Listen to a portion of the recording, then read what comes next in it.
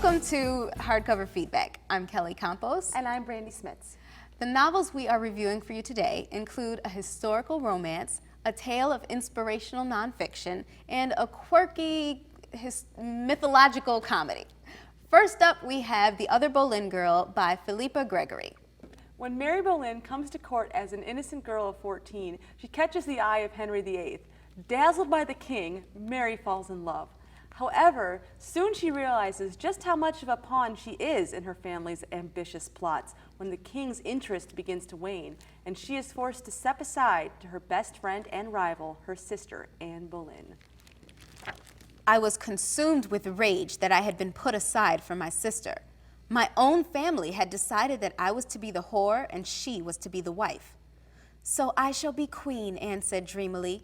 I shall be brother-in-law to the King of England, George said, as if he could hardly believe it. And what shall I be, I spat. I would not be the king's favorite. I would not be the center of the court. I would lose the place I had worked for ever since I was 12 years old. I would be last year's whore. You'll be my lady-in-waiting, Anne said sweetly. You'll be the other Boleyn girl. There's just so much talk about this book right now. And obviously, it's very, very long. Very long, but it doesn't feel long. No, not even a little bit.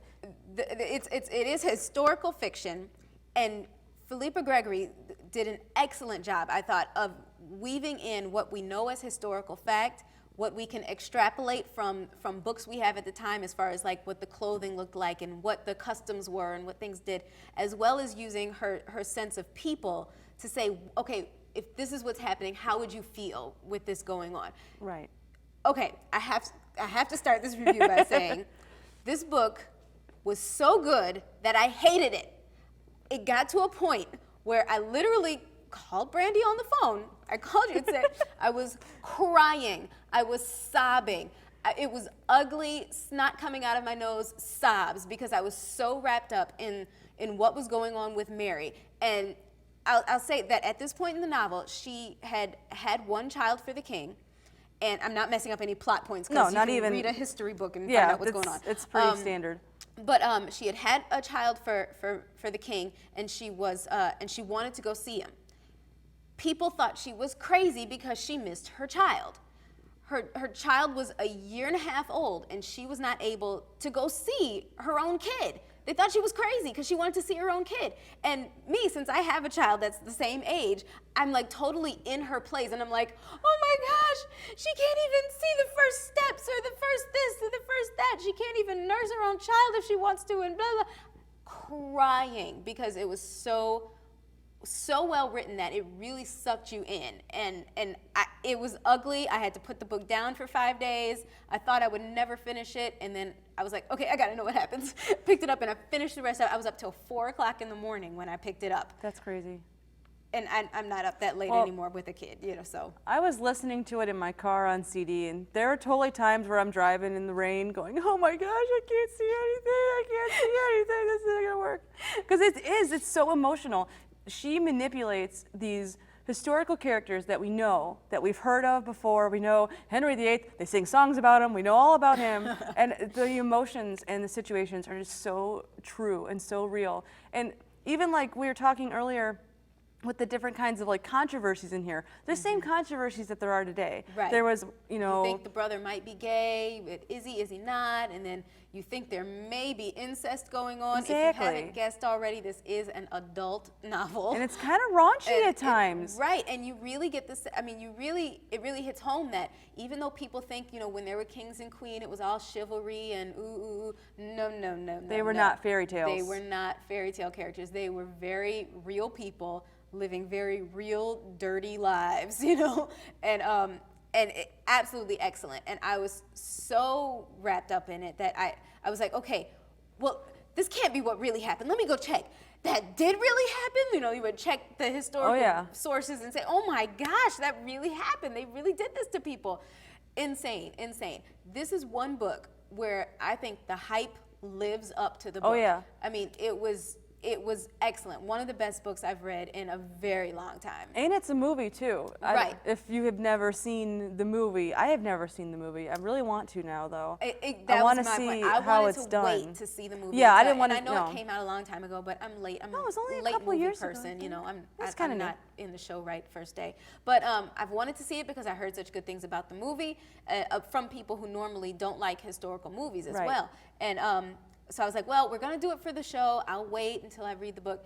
Now I really want to see the movie and see how does it match up. You know, which you can't have hopes too high for Right. a book from a movie, but I've heard such good things about it that hopefully it does match up because you want to revisit that world. You want to see it again. You know, Right. It's not a book that you can just read and then start right over again because it is so long, but you want to, because it is so good and interesting, and you want to know more about the lives of these people. And again, it's not. We can't really say much about the plot because it's all historical facts. Right. If you wanted to know, you could look it up in a historical in a history book rather. It's more. But this is so much more fun. It's more focused on the details and the characteristics and the everyday life, Exactly. as opposed to plot. This is not I mean, it is plot driven, but it's not Gregory's plot driven. Exactly. It's Gregory's ability to weave an amazing tale with just with emotions and real details, people and and details, it's right? awesome. Like what the dresses looked like. Whereas in some books we've reviewed, we said, "Oh my gosh, we Too are many bogged details. down in the details of what Not the even. stupid dress looked like."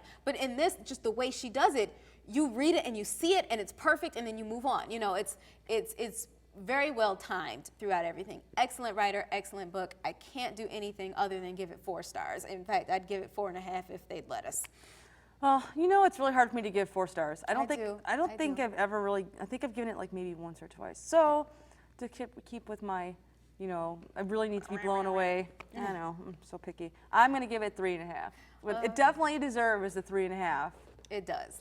All right, Miss Krabby Patty gives it 3.5, and I give it 4 stars, and we'll be back in just a minute.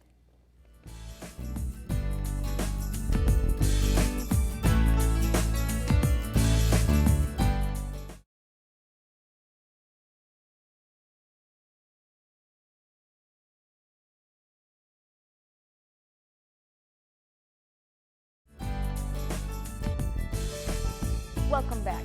Our next book is a true story, inspirational nonfiction book called 3 Cups of Tea by Greg Mortenson and David Oliver Relin. In 1993, a mountaineer named Greg Mortenson drifted into an impoverished Pakistan village after a failed attempt to climb a mountain. Moved by the inhabitants' kindness, he promised to return and build a school. Over the next decade, Mortenson built 55 schools, especially for girls, in the forbidding terrain that gave birth to the Taliban. This is his story. After the last note of the anthem had faded, the children sat in a neat circle and began copying their multiplication tables. Most scratched in the dirt with sticks they'd brought for that purpose. The more fortunate, like Jayan, had slate boards they wrote on with sticks dipped in a mixture of mud and water. Can you imagine a 4th grade class in America alone, without a teacher, sitting there quietly and working on their lessons? Mortenson asks. I felt like my heart was being torn out. There was a fierceness in their desire to learn, despite how mightily everything was stacked against them, that reminded him of Krista. I knew I had to do something. He put his hands on Haji Ali's shoulders, as the old man had done to him a dozen times since they first shared their cup of tea. I'm going to build you a school, he said, not yet realizing that with those words, the path of his life had just detoured down another trail, a route far more serpentine and arduous than the wrong turns he'd taken since retreating from K2. I will build a school, Mortenson said. I promise. This book, first of all, I want to say that there's 3 different versions of this book. Right. There is the adult novel, which is the one that we read. Right. There is also a youth version, which is kind of watered down. It has some of the parts taken out. It also has more pictures, an interview with Greg's daughter, and a glossary in the back for terms that would not be known. Right. And then there's also a picture book version, which is very basic story, beautiful illustrations. And that one's called Listen to the Wind. Thank you. No problem. 3 Cups of Tea is a true story.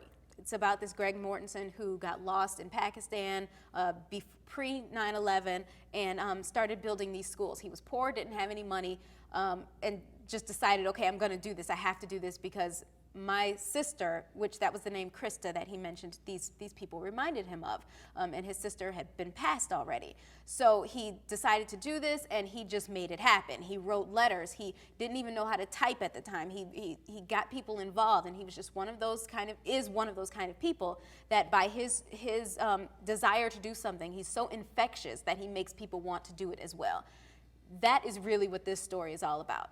He makes you want to get involved and makes you want to make a difference, makes you want to change things. And that's how he builds these schools in this remote land, place where there are no schools. And like he said, could you imagine fourth graders in America sitting down outside with sticks trying to learn because they just wanted to learn? Yeah, right, no.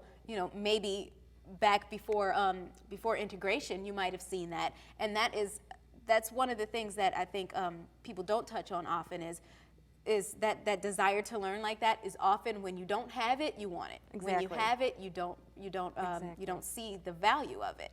And it's also important because not a lot of the girls ever had an opportunity to have an education. Right. And Greg wanted to make sure in particular that they got their chance. Exactly. And when he went back to talk to them later, it was like, oh, what do you want to be when you grow up? I want to be a doctor. I want to be a teacher. When Right. before they had no ambition. They didn't want Right. to do anything. They wanted to Exactly. just have a family. They wanted to do what their mom did or their grandma did or their grandpa did. And there's a proverb that says, if you teach a boy, you've taught an individual. If you teach a girl, you've taught a community. And it's totally true in these things because the girls all want to go and they want to learn and then they want to go back and they want to teach others and they want Right. to do for others. And that's that I think is one very commendable thing about him making sure that girls were allowed to go to these schools that he built. I will say the story itself is amazing. I would love to see a History Channel drama on this. A documentary. Or a documentary, exactly. I'm sorry, that's what I meant. The first half of the book is what sold me on the book. The second half got a little bogged down. Once they've gotten to the point where he's already built his first school, I'm not as emotionally involved as I was at the beginning because you get to know these people in this first village and you get to see his struggle on how he actually starts making things happen. Once they start happening, it's like, okay, well, things are going now. It's not as interesting to me. The making it happen part was very interesting story for me.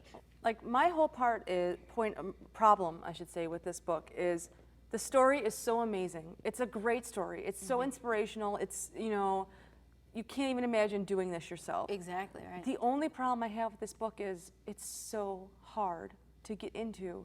It's not very well written. Like, it's not very well written.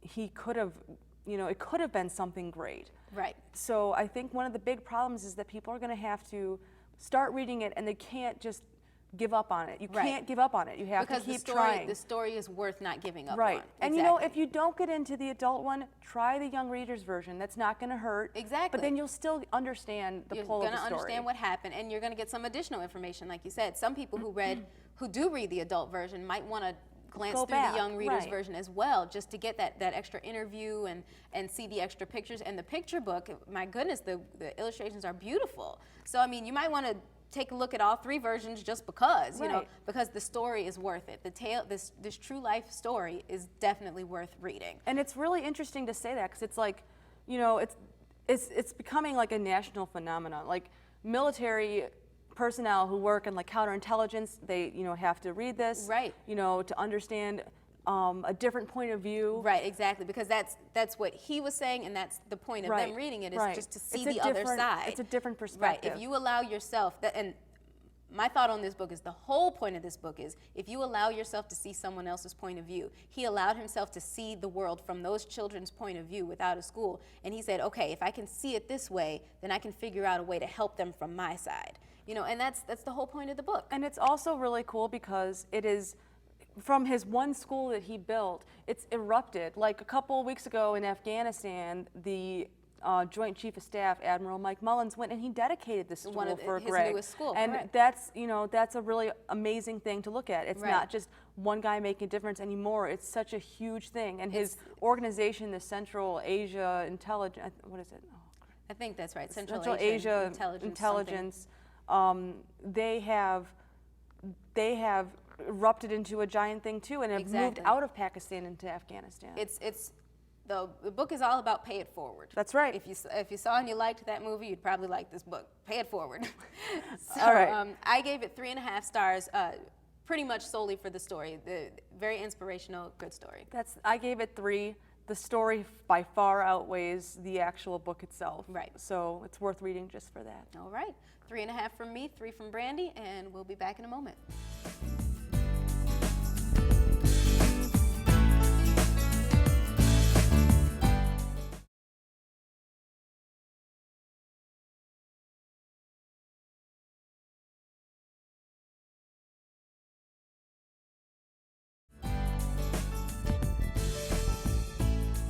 Welcome back. Next up, we have God's Behaving Badly by Marie Phillips. Being immortal is not at all as it once was. Yes, the 12 Greek gods of Olympus are alive and well in the 21st century, but they're crammed together in this London townhome, and none are too happy about it. Even more disturbing, their powers are waning. For Artemis, Aphrodite, and Apollo, there's no way out until a meat cleaner named Alice and her would-be boyfriend Neil turn their world literally upside down. Aphrodite had clearly let it be known among her relatives that the filming of Apollo's oracle had been a fiasco, because in this cause, in a rare moment of togetherness, all the gods had crammed themselves into the living room to watch the broadcast. Hephaestus had patched up some of the furniture for the occasion, so Hermes, Eros, Hephaestus, and Aphrodite were wedged together on the sofa, while the others sat in armchairs or on the floor. Dionysus was busy going around filling up everyone's glasses with his strongest wine, and the mood was festive. Hera and Zeus, of course, were not there, nor were any of the gods who lived off-site, Hades and Persephone in the underworld, for example, or Poseidon in his tiny seaside shack that stank as he did of fish. But no doubt word had spread, and they too were huddled around their televisions ready for the show. There is little a god likes more than watching another god embarrassing himself. This was funny. It was funny. It's one of those, it's not really a retelling, but it's a coulda, woulda be right. telling. It's strongly based, it's strongly grounded rather in the Greek mythology. Right. The characters are who they were. And their jobs correspond to what they did. were. Right, like, exactly. Oh look, it's Artemis, goddess of the hunt. What does she do now? Oh, she walks dogs. Right, she has these dogs that she walks, and that's what she does, because that makes sense. Right. They are broke down poor now. They don't know why their powers are waning. They can't use them as much as they did before. Zeus has gone crazy. He's locked upstairs. They don't let their dad out. He's in the insane asylum, basically. It's a very funny book. Very adult book. Very much. It's very important to mention that, because we did not realize when we were reading this. Right, we weren't realizing it until we got in the second chapter. We're like, whoa, all right okay. then. Well, I guess, Aphrodite, that's what, okay. Right, well. that's what Aphrodite is. Okay, gotcha. So just be aware that your child should not be reading this. Absolutely However, an 18, 19-year-old, I personally wouldn't have a problem with, but you might, So, but a very funny book, very good, and a very interesting storyline as well. The plot I thought was very well thought out, and tied in all those mythological characters and situations with a modern day world. That's the best part, I think, is that all the gods mentioned, they all have these little quirks that you can see how over time, like Eros, the goddess of love, decides that he's going to be a born-again Christian. And it's like, that's cool, because I can see that, but you're a god. So, how are you? And he's adamant about it. He's he is. No, this is good. This is what it should be. And all the other gods are like, but how can you believe in a mortal? Blah blah blah blah blah. But his reasonings for it within the book are totally believable. And you're like, that makes complete sense. Makes complete sense. Because he's about love. Right. It doesn't differentiate one kind of love from another. For Eros, which Eros is Cupid, by the way. Right. And the whole Christian love thing, it definitely gets there. It's unconditional, which is exactly what he stood for. Exactly. So it makes total sense. And then Dionysus owns a club where he sells his wine. That's right. Makes total sense, you know. So which he's a funny character as well. Some of these characters are background characters. The main characters are Apollo and Aphrodite and Artemis and Alice, who is the human that's cleaning involved, lady. the cleaning lady. And she's a very meek person. She finally gets up the courage to ask this one guy out, and that's where things start going wrong, you know, because she falls in the sight, basically, of these gods. It's kind of like one of those, I'm bored. What should we do? I know. Let's play tricks on each other, because what else are the gods going to do all the time? So a little practical joke is played, which steamrolls and turns into like, it's just, oh look, it's a gigantic avalanche of... Right.